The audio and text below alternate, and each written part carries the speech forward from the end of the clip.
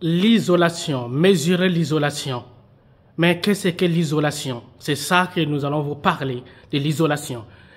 Avez-vous déjà entendu parler de l'isolation de l'électricité?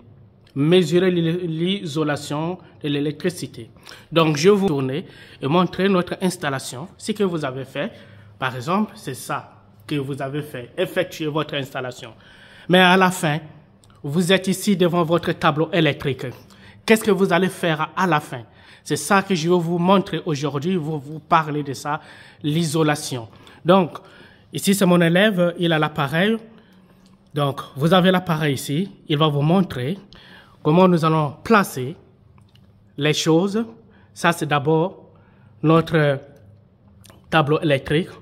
Et regardez ce qu'il va faire, installer. Et c'est ça que vous allez faire vous-même aussi. Vous allez voir pour contrôler votre installation. Et pourquoi le faire? Je vais définir tout ça, donner les raisons pour lesquelles vous allez le faire. Donc, il va connaître. Ça, c'est notre appareil. Vous voyez, ça, c'est l'appareil. Nous avons 5 câbles ici. Vous voyez les 5 câbles. Pourquoi il a les 5 câbles?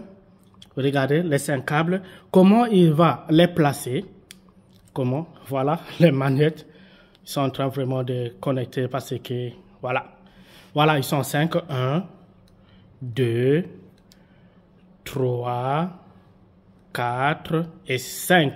Donc, il va les placer. Ici, notre disjoncteur différentiel, il va placer les 4. Voilà, notre disjoncteur différentiel. Il va placer les 4.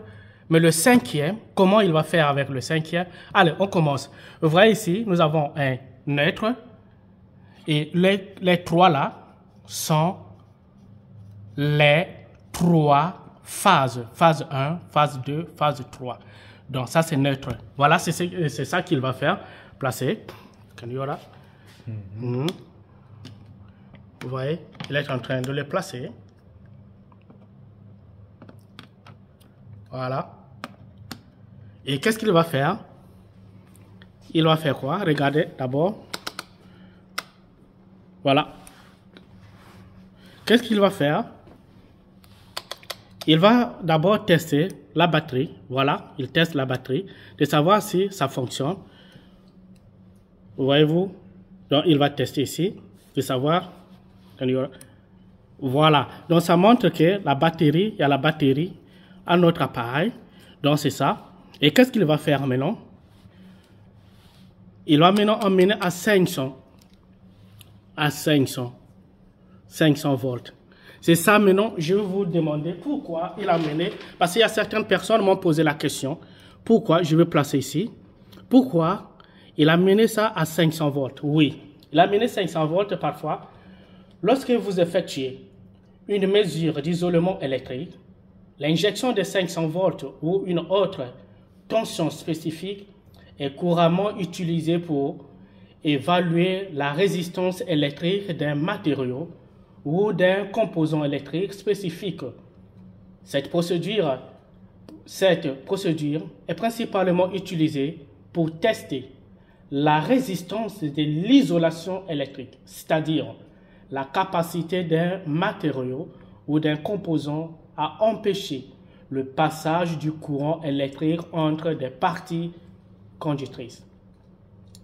Nous allons parler de quelques raisons pour lesquelles nous le faisons. Oui. Première raison, normes et réglementations.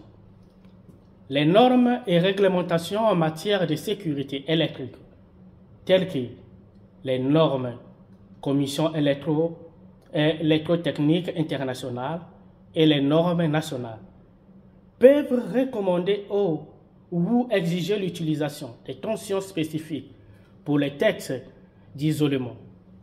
Les 500 volts sont couramment utilisés car ils sont suffisamment élevés pour des tests des problèmes d'isolement potentiels. Mais il ne faut jamais, pas assez, enlever pour provoquer des dommages graves aux composants. Deuxième raison, toujours, pourquoi nous utilisons, deuxième raison. Oui, deuxième raison, c'est la sensibilité aux défauts.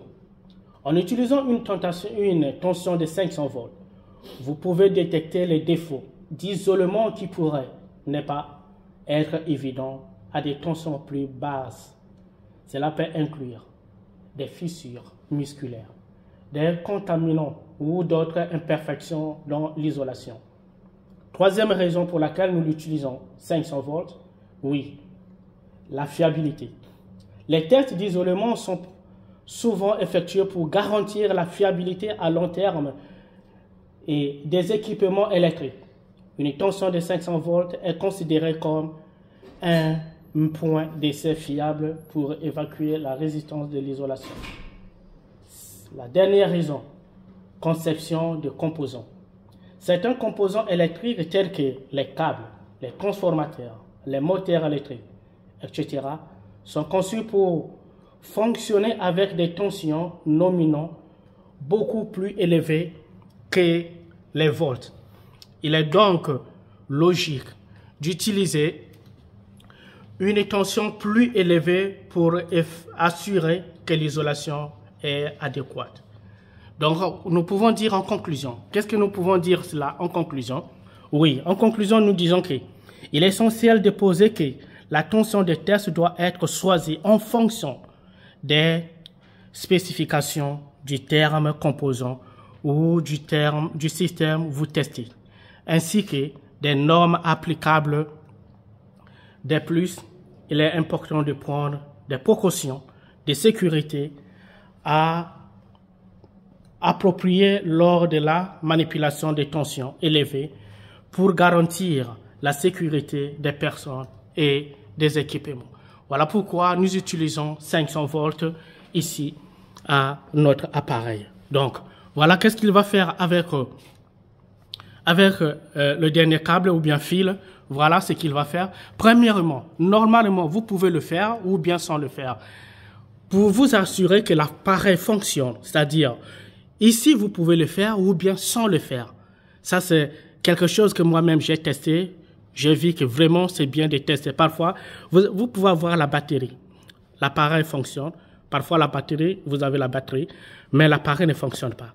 C'est-à-dire, l'appareil elle-même ne fonctionne pas. Mais pour savoir d'être sûr que l'appareil fonctionne, qu'est-ce que je dois faire? Regardez en bas ici. Regardez ici. Regardez ici. Cet appareil est notre fusible. Et c'est qu'en bas, ils ont un contact. Regardez vous-même. Oui, ils ont des contacts. Regardez en bas. Regardez les câbles. Il y a des câbles ici en bas. Donc, ils ont des contacts. Voyez-vous, ils ont des contacts. Donc, voilà ce qu'il va faire. Voilà, il amène ici à notre fusible. Et qu'est-ce qu'il va faire? Regardez, qu'est-ce qu'il va faire? Il appuie. Attends, je vais tourner ici, pour vous voyez. Voilà, vous voyez l'aiguille? Donc, ça montre que vraiment, il y a un contact entre les deux. Mais or, nous ne voulons pas avoir ce genre de contact quand vous allez faire votre installation. Donc, ça, c'est pour vous montrer. Après, qu'est-ce qu'il va faire? Les fusibles, qu'est-ce qu'il va faire avec les fusibles? Les fusibles, il va mettre en position les fusibles, c'est-à-dire le fusible doit être en fonction. Il met comme ça, c'est-à-dire, mais ici, c'est bloqué, bloqué, bloqué. Mais seulement ici, les fusibles, ils sont les trois. Donc, parce qu'il a installé, c'est là, vous voyez? Donc, c'est ça. Donc, il met comme ça, en position on. Et qu'est-ce qu'il va faire avec le dernier câble? Voilà. Il emmène ici à notre terre. Et qu'est-ce qu'il va faire? Regardez. Il appuie. Donc, je l'amène ici. Vous allez voir. Il appuie. Il n'y a rien. Donc, ça nous montre. Regardez ici en bas. Un peu ici. Donc, ça montre que vous avez votre installation. Vous n'avez pas de problème. Donc, c'est ça que vous allez faire pour savoir si votre installation est bien sécurisée ou bien non. Donc, voilà ce que je voulais vous montrer aujourd'hui. C'est ça. Donc, on y aura voilà, donc c'est ça. Voilà ce que vous avez fait. Notre installation est terminée. Merci, partagez et likez, écrivez et des cœurs. C'est ça qui va donner la force à APLTech. Voilà, merci beaucoup et je vous dis